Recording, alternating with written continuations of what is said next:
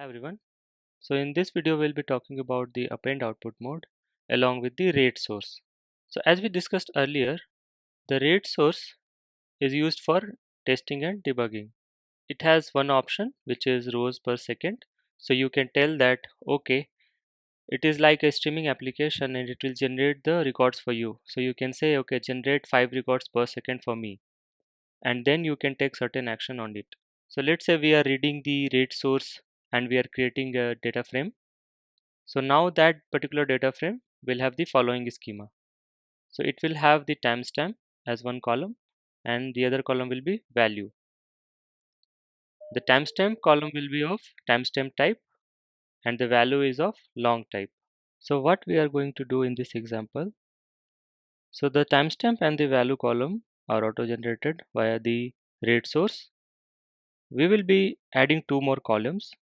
One is double value and the other one is triple value. So think in terms like we are trying to enrich the particular data. So we are reading a data from a source and we are trying to enrich the data by adding some more columns. So the double value is nothing but 2 into the particular value here, and triple value is the 3 times of this value. Now try to understand the append output mode. So at time t1, when the rows per second, let's say we are saying a number of rows per second as 2, and we are reading the particular rate source at a trigger of interval time of 3. So which means that there will be 6 records for each trigger, right? So rate source is generating 2 records per second. Spark is waiting for 3 seconds to reach it, to read each of the trigger. So 3 seconds into 2 records per second is 6 records per trigger. So let's say at time t1 you see 0 and time t2, time t3. So let's say it has generated 2 records per second. So 0 and 1, 0 and 1 it will generate at let's say time t1 and t2, but Spark has not read it yet. Spark will read only when the 3-second time gap will be elapsed.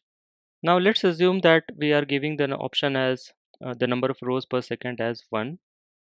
So in 1 second it will generate one record. So if you see this example, so at time t1, one record generated with the value of 0, right? Then at time t2, the value is generated as 1. So what the rate source does is, the value you see here, so it will generate 0, 1, 2 and so on and so forth. So at time t1, so since we are generating one record per second, so 2 will be generated. Now let's say Spark is reading this particular source at a trigger interval of 3 seconds, right? So how many record Spark will read in one trigger? In one second, the rate source is generating one record. So in 3 seconds, it will generate 3 record, right? It will generate 3 records. Now, since Spark is reading every 3 seconds, it will have 3 records to read per trigger. So this is important. Now, in the first trigger, what will be the values? 0, 1, 2, right? What will be the double value? 0, 2, 4. So what will be the triple value? 0, 3 and 6. Now if you remember append output mode, let's say the first trigger, these 3 records has been read by Spark, okay, and it will be written to the sink. Let's say these records are written to the sink. Sink can be console in our case, let's say, okay. Now in the next trigger, what will be the values? 3, 4 and 5. Similarly, the double value and triple value will be calculated. Now if you remember append output mode, only the new values since the last trigger will be written to the sink, which means these particular values were already written to the sink, which is console. Now in the next trigger, when Spark reads the next 3 records, only these will be written to the sink. Now let's go through this example. On my screen you can see this is a sample program for the rate source with append output mode. So first we are creating a Spark session with the Spark session.builder. Then we are creating a data frame by reading the rate source, the format as rate. We've also given the rows per second as 2. Let's say we want 2 rows per second, 2 records per second. Now, this is, if you remember, implicits is for using the dollar symbol, which implicitly converts it to the column value, COL. We are just printing the schema just to see what is the schema of this particular data frame. And then we are creating a query, which is, we are saying create 2 different columns. One is called double value, one is called triple value, and we provided the respective computation how to calculate the double value and the triple value. This is a very simple example just to demonstrate like how we receive the stream of events and we can enrich those stream of events with additional data. Now if you see, we are using the write stream method, and we have also provided the trigger. We are saying once the Spark finish the processing of records, we just wait for 3 seconds for the next trigger. This is what it means. We are writing the output to the console. Now console is a sink.